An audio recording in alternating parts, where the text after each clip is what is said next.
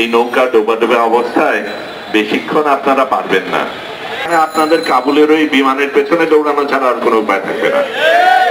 এখনো সাবধান। যেই শব্দটা সবচেয়ে বেশি পচে গেছে, যেই শব্দটা বাংলাদেশের সবচেয়ে বড় গালি, সেটা আওয়ামী লীগ। আওয়ামী লীগ এখন সবচেয়ে বড় গালি বাংলাদেশে। বাংলাদেশকে আওয়ামী লীগ থেকে বাঁচানোর মুক্তিযুদ্ধ আমাদের করতে হবে। আপনাদের পেনশন নিয়ে আপনারা আন্দোলন করেন, অথচ ছাত্রছাত্রীদের যৌক্তিক আন্দোলনের পাশে আপনারা একবারও দাঁড়াতে পারেননি, এটা কেউ ভুলবে না। তখন ওই নীলক্ষেতের মোড়ে দেখি জল কামানালা গাড়ি বসে আছে, অনেক পুলিশের সারি সারি দাঁড়িয়ে আছে। বোঝাই গেল তারা প্রস্তুতি নিচ্ছে, কিন্তু কিসের জন্য প্রস্তুতি নিচ্ছে?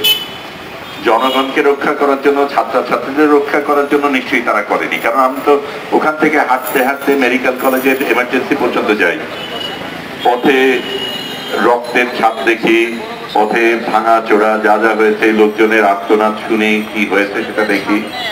একটা জায়গায় একটা পুলিশকেও তো কোথাও দেখা যায়নি। তারা কিসের জন্য অপেক্ষা করছিল বোঝাই যায়। ওই পেটুয়া বাহিনী যদি বিপদে পড়ে তার পাশে তারা দাঁড়াবে। কিন্তু আমি তাদের মনে করিয়ে দিতে চাই যে এখন যেই পরিস্থিতি আছে, কিছুদিন আগে বেনাজির তার শ্বশুর তার আত্মীয় স্বজন নিয়ে সম্পত্তি নিয়ে চলে গেছেন ঠিকই, আপনাদের জন্য সেই ব্যবস্থা করা হবে না। এবং যখন সেই সময় আসবে, এবং সেই সময় খুব কাছেই চলে এসছে, সেখানে আপনাদের কাবুলের ওই বিমানের পেছনে দৌড়ানো ছাড়া আর কোনো উপায় থাকবে না। এখনো সাবধান, পথ ফিরিয়ে নেন।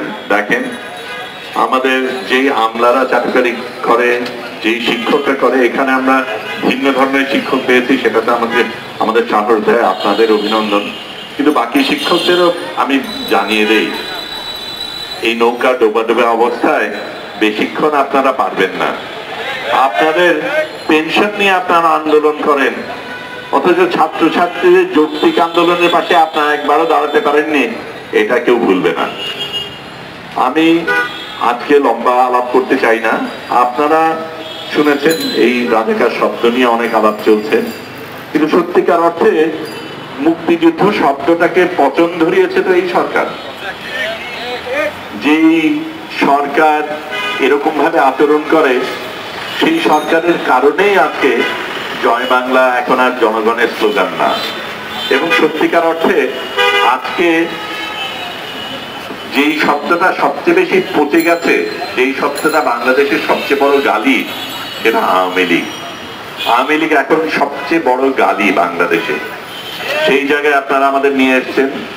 আমরা আমাদের দেশকে ফিরিয়ে নিতে চাই, আমাদের সংগ্রাম চলবে। এবং এই সময় আমরা সকলে মিলে ঝাঁপিয়ে পড়ে রাস্তায় নামা ছাড়া কোনো বিকল্প নেই। এই সময় সত্যিকার অর্থে নতুন মুক্তিযুদ্ধের প্রয়োজন। বাংলাদেশকে আওয়ামী লীগ থেকে বাঁচানোর মুক্তিযুদ্ধ আমাদের করতে হবে।